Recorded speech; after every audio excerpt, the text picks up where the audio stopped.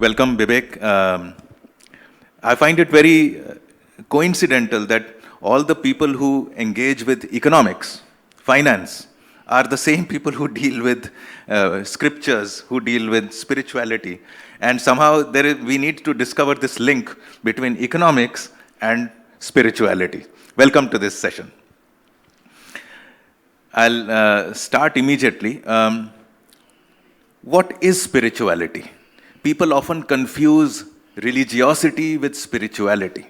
When they say, my spirit weeps, your spirit doesn't weep, your heart weeps. So I think there is some error that we make in the general narratives outside, where spirituality is seen to be not what it is in the Indian tradition, but more of religiosity. Thank you, Gautam. It's always a pleasure to talk to you. And namaste, everyone. I think part of the problem is that when we discuss things like these, we often use Western notions and Western terms. And that's also true of words like spirituality and religion. Both of these are words in English. Religion etymologically carries with it a connotation of rules, dogma, and ism. I prefer the word dharma, which is much more significant. Iha dharvate saha dharma. Anything that holds up is dharma. Anything that holds you up as an individual is dharma. Anything that holds up society is dharma. Anything that the government or the king does is raja dharma. So dharma is, in my view, a much better word than religion. Exactly similarly, instead of spirituality, I would prefer use of the word adhyatma, which really brings us to the core question that all of us should ask. Who am I?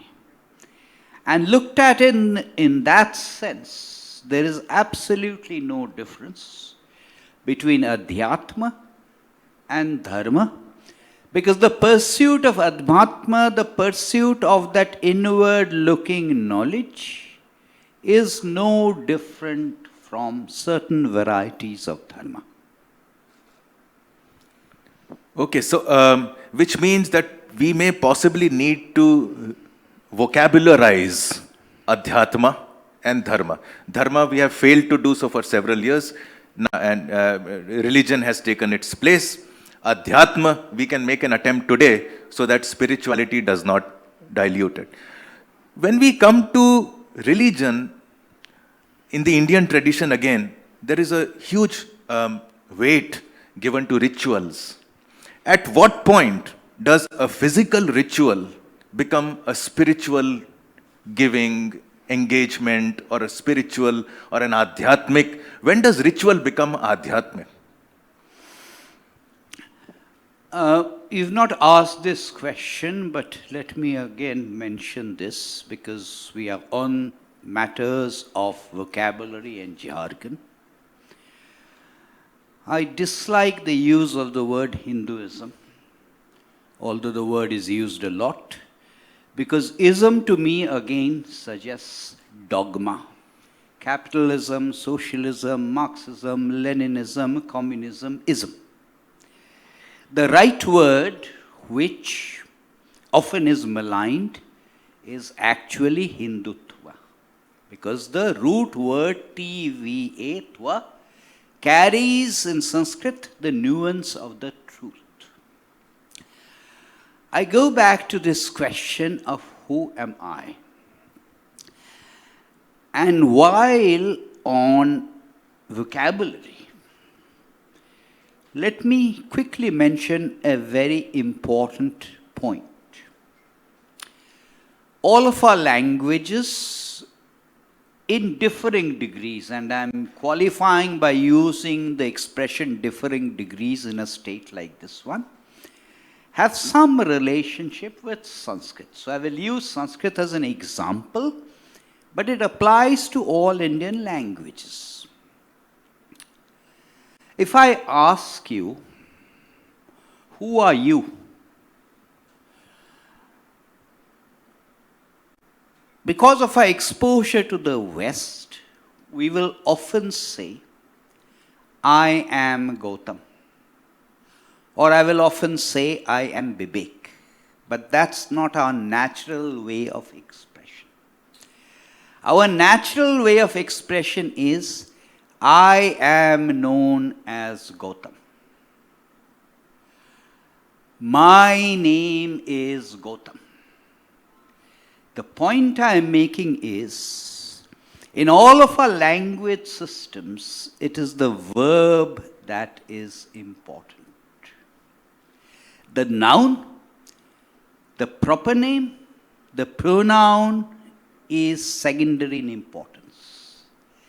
And this, I think, has a bearing on the way we look at the world. Language shapes discourse, language shapes attitudes. It is natural in our societies for the aham, for the ego, to be at the back. Now, going back to your question, when I ask the question of who am I, then sometimes it becomes necessary to have tools. The tools are just a means towards that end of realization. The tools are not an end in itself. Mantra is anything that controls the mind. Yantra is anything that restrains in general. Tantra is anything that controls and restrains the body. So all of these are tools. The rituals are also tools, and we should not mistake the means from the end. So when I fast on, let us say, Tuesday, there is nothing particularly sacrosanct about fasting on Tuesday or on any particular parva. It is to remind us that we should be restrained in our diet. We should not be excessive in terms of what we eat and what we drink. The rituals that you mentioned are also exactly like that. They are a reminder of restraint. So then we are looking at rituals in the outer manifested physical body. I am asking the question, at some point, every ritual is a journey to the self, to the soul, to the spirit. At what point does a physical restraint, let's talk about fasting for instance, become an oblation, a sacrifice not in the Western sense, but a self-giving into a higher spiritual, it need not even be higher, into a spiritual domain? Well, let me respond to this in an indirect kind of way. That all of us are at different levels of elevation in our internal awakening. And because all of us are at different levels in that internal search, each one of us has to find our individual tools. What may be appropriate for you may not be appropriate for me. Which is the reason, though there are important texts in Hinduism, there is no single book. There isn't meant to be. So the rituals, the extent to which the rituals are important is completely a function of what kind of individual you are. There are people who are within the fold of broader Hinduism who have completely dispensed with rituals. They do not believe in rituals. But what I think is important is when we do a ritual, it is important to understand why are we doing it. For example, many of us will recite a mantra. At the end of the mantra, we will say, Om Shanti Shanti Shanti. Why do we say it 3 times? Why don't we say it 5 times? Why don't we say it 13 times? Many of us mechanically do it without asking the question. The simple point I'm making is, if we do not ask these questions, if we do not understand why we are doing these rituals, then we are making a fetish out of it.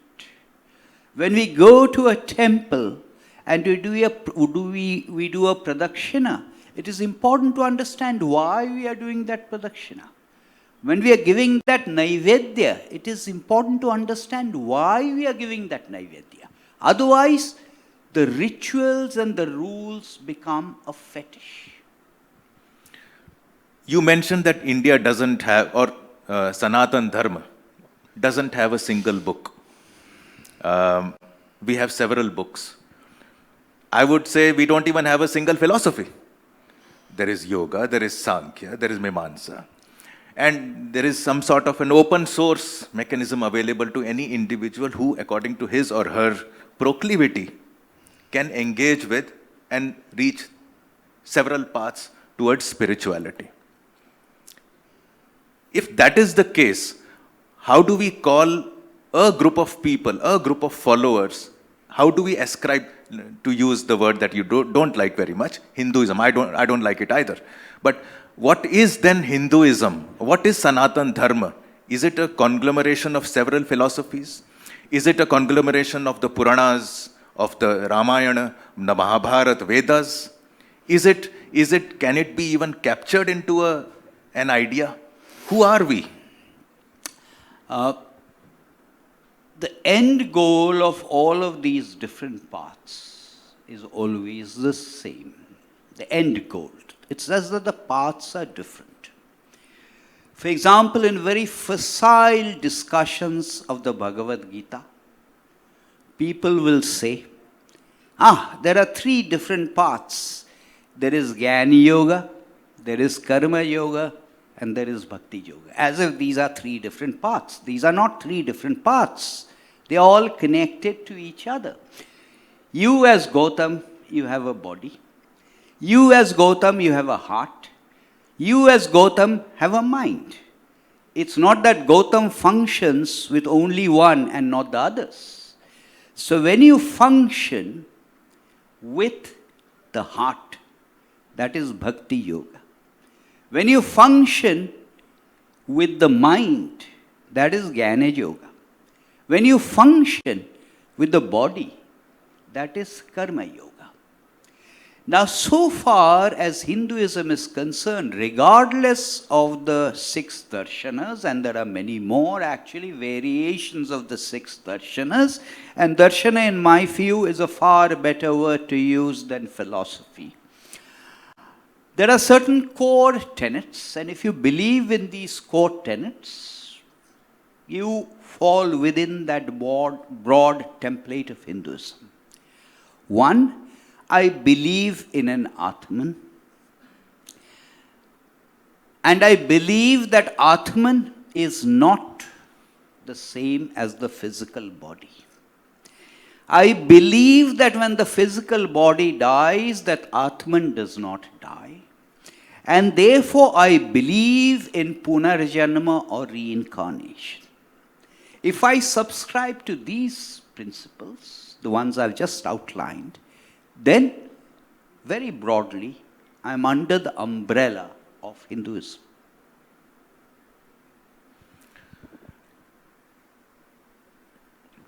Let's take Sankhya, which has 25 characteristics. It does not tell you to do anything.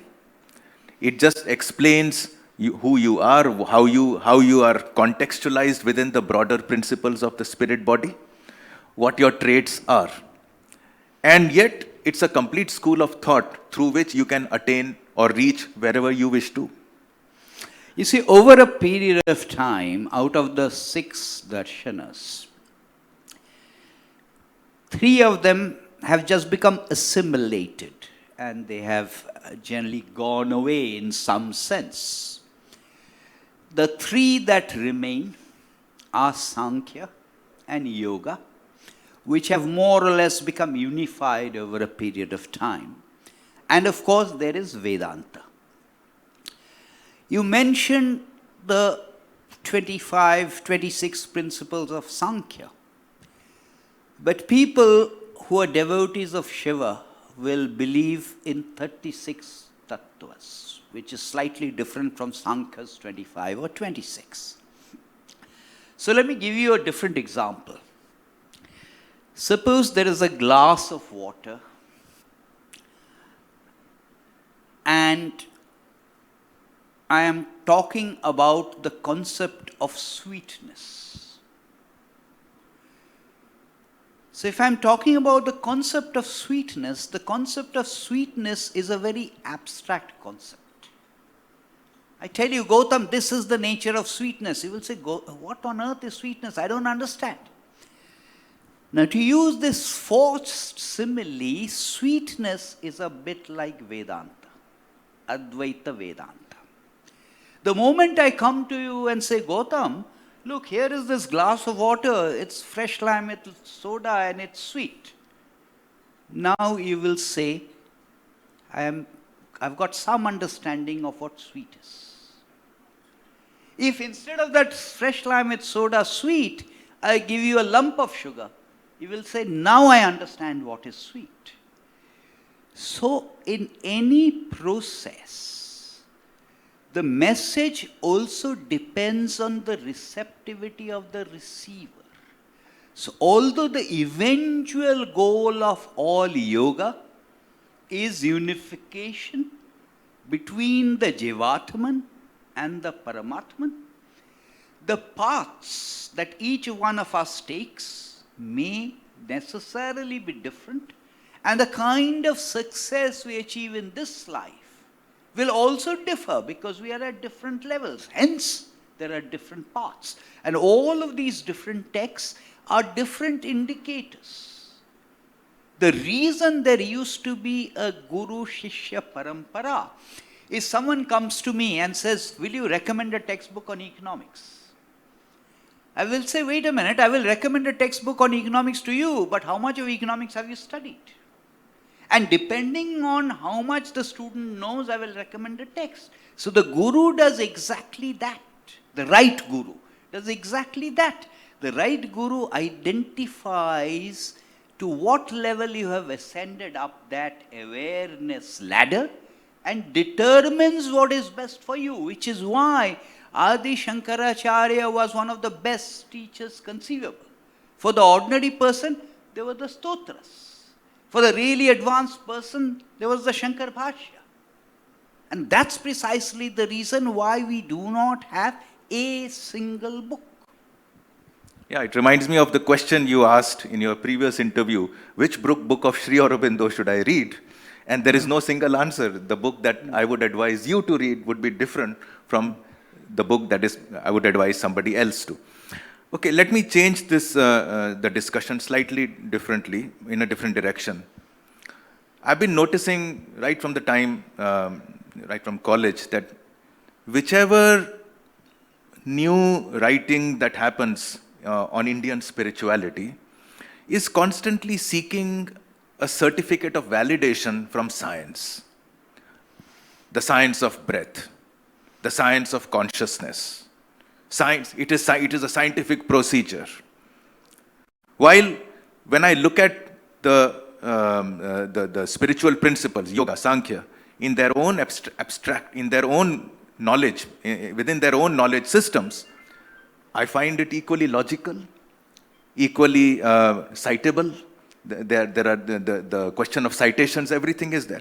Why are we in 21st century India, when the West or the Western philosophies are coming here to learn spirituality, going back to say this is scientific. Why are we seeking the certificate of science? What is science? Science, by its very nature, is about knowledge. It's about jnana, it's about vijnana. Those words are used synonymously, but there's an important difference between the two, which we will come to if we have time. But science is inherently empirical. I test something and I come to an answer. Quite often our perceptions of science are very, very Newtonian, as if science is certain. That old world of Newtonian certainty is over and done with. Science is essentially probabilistic. Science is never able to prove something, science is able to disprove something. Nonetheless, science is inherently empirical. All our texts are inherently empirical, which is the reason you don't have a single text. Many of us these days are conscious of our physical well-being. Have I taken 10,000 steps a day? Have I taken 20,000 steps? Have I done a workout for half an hour? What is my BMI? If we spend that half an hour in the pursuit of Adhyatma, internally you will see the difference, and it is empirical. So all our texts are essentially very scientific in their belief. No rishi ever said, this is the truth. Every rishi says, this is what I have felt, Vedaha Metam. This does not necessarily mean that for everyone this is the answer. So just as if for 3 months you do that 10,000 steps a day, you will see an improvement in your lipid profiles, your HDL will come down, your HDL will go up, your VLDL will come down, your LDL will come down. If we spend half an hour on this internal process, each one of us, depending on how seriously we are following that regimen, will see the difference at the end of 3 months. Now that is a general point about our texts, our approach to dharma being very scientific. On a broader point, it is not just in this context. Unfortunately, we always seek validation from the West, irrespective of the subject. So this is not about whether I can produce Krishna's Aadhaar card or not, or birth certificate. It's not about that. Irrespective of the domain, we seek validation from the West before, and this has to do maybe with our colonial heritage, which we still haven't got over, but this is not specific to what we are talking about. It's a general Malay. Okay, a controversial and highly politicized aspect of what is known as Hinduism is the caste system. Caste, as we know it, is not part of Hinduism. It has been corrupted from what is the Varna system. The Varna system in its essence is not a birth-led system. It is a characteristics-led system. In the 21st century, in 2022, today, I feel myself, and I think everybody does here, that at some point, I'm a Brahman as a creator of knowledge. At another point, I feel I'm a Vaishya in terms of managing money. At a third point, I feel I'm a Shudra because I serve an organization. I find myself as an admixture of several. I'm not yet a Kshatriya. I don't fight. But the other 3 Varnas are inside me as far as the spirituality, the spiritual characteristics of that Varna go. Does it even apply today, the caste system? I wish again, going back to what I said about language, wish we did not use expressions like caste, which, if I know correctly, has its root in Portuguese. There are different words. There is varna, there is jati, and there is the dharma of kulas.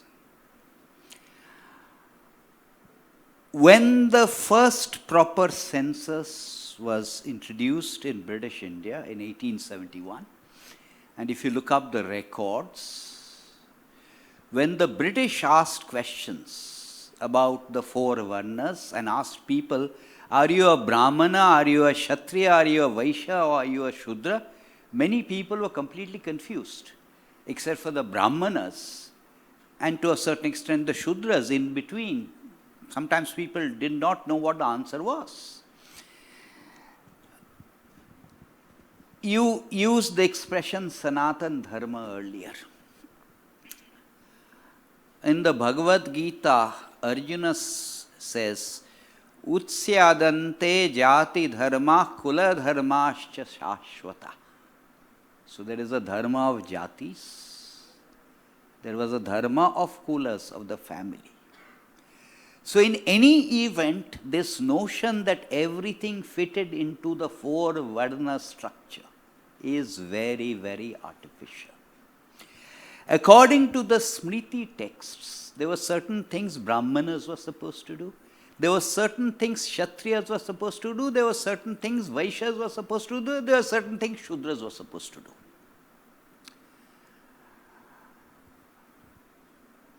Amongst the various things that Brahmanas could eat was fish. Manusriti. Brahmanas could eat fish, not fish at random, but they could eat the rohita fish, rohu. Question: who caught the fish? Catching fish was not one of the permissible duties of Brahmanas. It was not one of the permissible tasks for Kshatriyas. It was not one of the permissible tasks for Vaishyas. It was not one of the permissible tasks for Shudras. And the answer, of course, is they were dhivaras, fishermen, who are not Brahmanas, Kshatriyas, Vaishyas or Shudras. Satyavati of the Mahabharata was descended from such a family. So the four varna structure is an artificial construct in any event.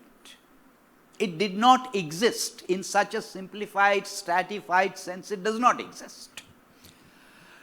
This country of ours, Bharatvarsha, is named, as everyone here knows, after King Bharat. Before King Bharat, what was this land called? And I'd be very surprised if too many people in this audience knew the answer. It was named after King Nabhag. And why am I mentioning Nabhag? Because one of Nabhag's sons became a Kshatriya, one became a Brahmana, and one became a Shudra.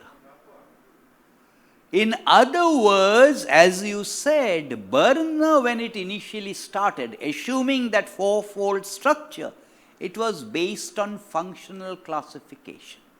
Chatur varnang maya srishtang guna karma vibhagasha. Depending on my inclinations, my professions, my proclivities, I became a Brahmana. Who is a Brahmana? The best definition of a Brahmana is in the Yaksha Prashna section of the Mahabharata, when the Yaksha asks Yudhishthira this. And the Brahmana is really the ideal human being. That's what a Brahmana is. If you think of the evolution, and I'm deliberately using the word evolution, of the 10 Vishnu avatars, the first four are obvious: Matsya, Kurma, Varaha, Narasingha. It represents natural evolution. That's obvious. But think of it thereafter.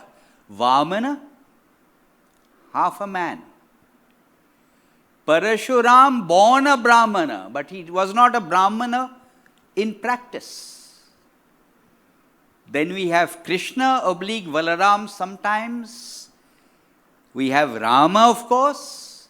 None of them is a Brahmana. The first Brahmana, the Shavatar, is going to be Kalki. So Brahmana is an ideal human. That's what a Brahmana is. Now don't get me wrong. Chaturvarnang maya shishtang guna karma vibhagasha. It was functional classification. But yes, over a period of time, it became hereditary and brought with it much of the oppression. So don't get me wrong, I am not denying that there was a lot of oppression, there was a lot of subjugation in the name of caste, but that happened subsequently, not the way the Varna system originally started. Even in the Mahabharata, there is a butcher who gives knowledge to a Brahmana. Of course. There is a housewife whose only dharma is to serve her husband, and she makes him wait outside despite having immense powers of her own. So I think overall, even in our literature, in our epics, we have several conversations where this birth-driven Varna is not... on this, let me bring in an additional point. That most of the time, when asked about texts on Hinduism, particularly in the West, people will mention texts on Vedanta. People will mention Upanishad, Aranyaks. Historically, not today, historically there were 4 ashramas, not just 4 varnas. There was Brahmacharya, Garhastha, Vanaprastha and Sannyas. The question to ask is, who composed Vedanta? Who composed the Upanishads? These were people who were in Vanaprastha and people who were in Sannyas.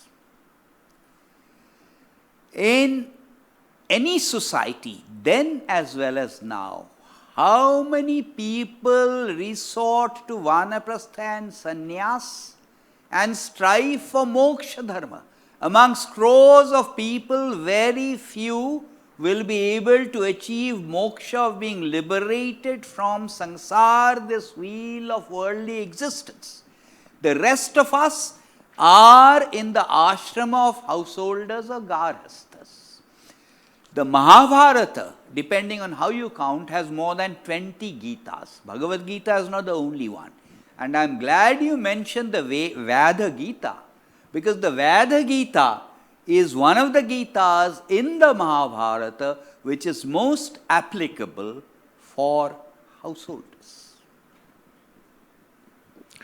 I will open it out in case you have questions.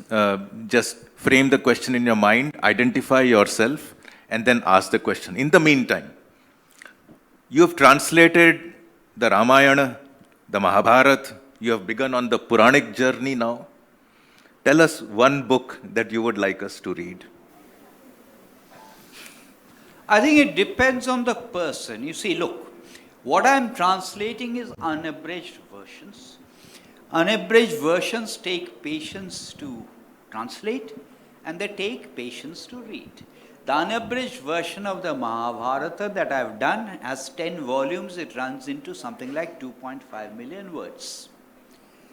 So if someone were to want, I presume you're talking about my translation. That's right, that's right. If it is my translations, I would suggest that one should read the Valmiki Ramayana because it is simpler, because it is shorter, primarily those reasons.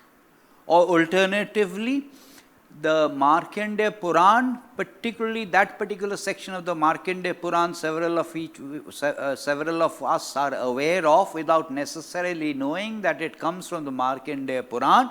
That is the section on Devi, which sometimes we know in the eastern parts of the country as Chandi, and sometimes we know in the northern parts of the country as Durga Saptashati. It is the most gripping chapters, those few chapters that I've read, there is technological disruption happening. There is pandemic disruption happening. Now there is geopolitical disruption happening. Disruption has become a way of life. It's the new normal. Do you see the rise of an apada dharma within Raja dharma? And if so, what are the 2 or 3 principles with which to deal with it, to live with it? Before I answer that question, Gautam, science is, as I said, every scientist is uncertain about what happens. Science is inherently probabilistic. No scientist will ever say, I know. Unfortunately, technology brings with it arrogance. There is a great deal of arrogance that we as human species have developed as a result of technology. We have learned to control birth. We have learned to control death. This arrogance is about things that are external. So as human species, we have evolved, but we have evolved in terms of things that are external. External objects, external power, power over nature, all of these is external. But we began with Adhyatma. Adhyatma is about what is internal. On that internal path of evolution, I don't think as a species, individuals may be different, I don't think as a species we have moved significantly.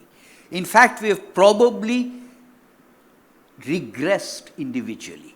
And I think one of the reasons for that is language. Now, what do I mean by that? That's a very loaded statement.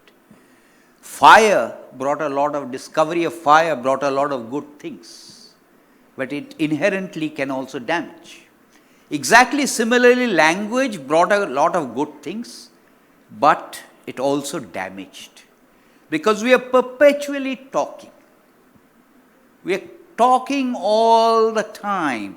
WhatsApp, social media, even more so thanks to technology.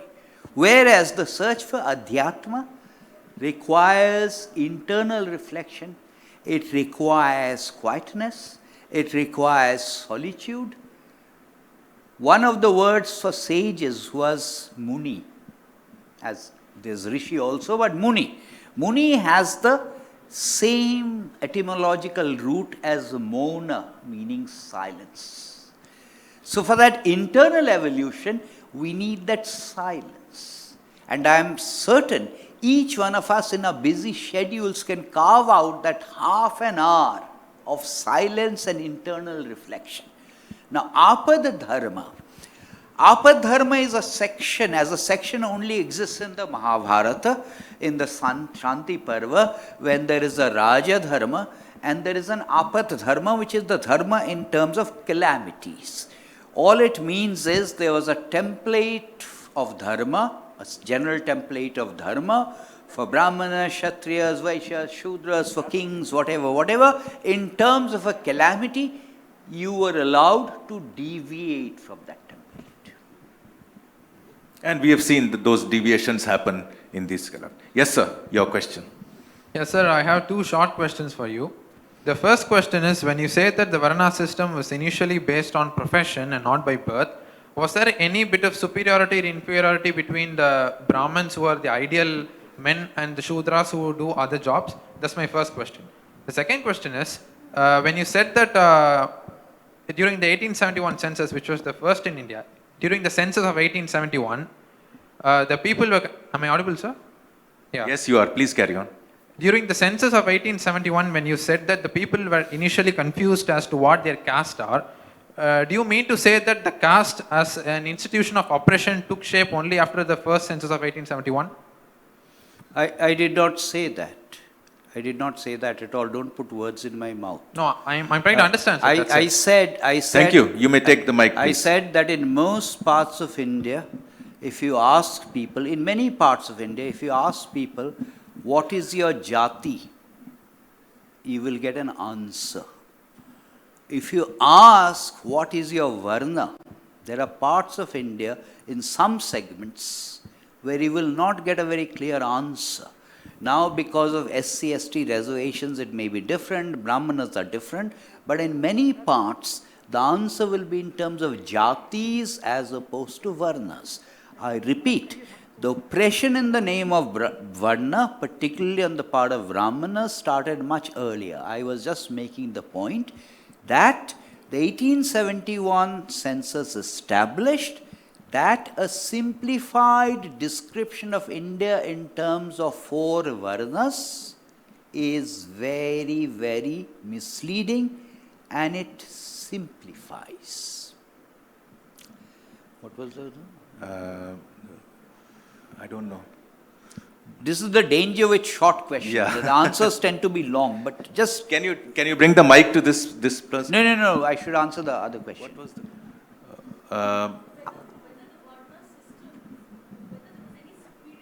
yeah, whether there was any superiority within the caste, within the varnas. No, I gave you this example earlier. By the way, all the Itihas and Purana texts say that there are no Brahmanas in Kali Yuga because dharma declines. As I said, until a certain point in time, it was not hereditary. And there were people, I gave the example of Navhag's children, they changed Varnas. Superiority in what sense? It would depend on how you define superiority. Because the wealth was created by Vaishyas.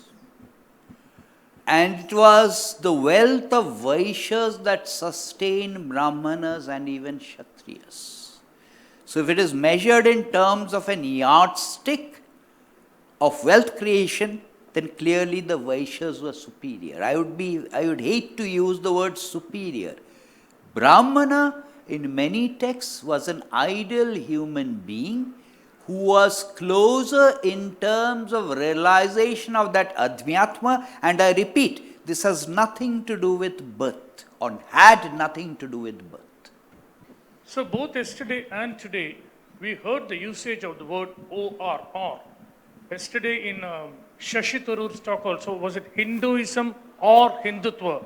Why can't we substitute the word or with and? Simply change the Boolean gate.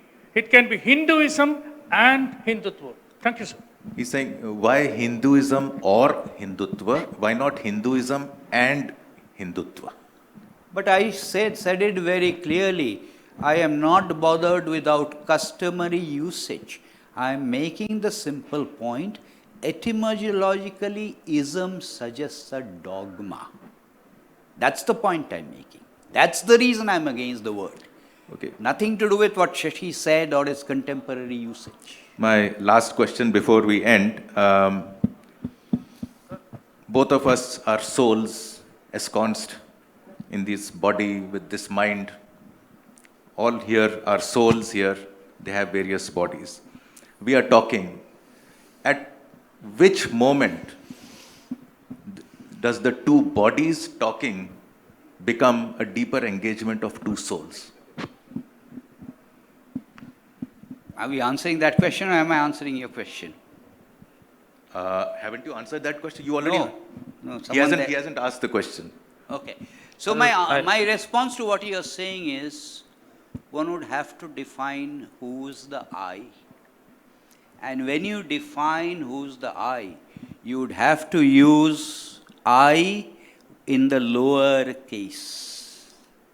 Once you use the word I in the lower case, and once you define the I, quite often you will find that there is no need for actual articulation of words. The communication happens without usage of words. Empirical, test it out. Thank you very much, Bibek. I think it's been one of the most enriching conversations I've had. Thank you very much. Thank you.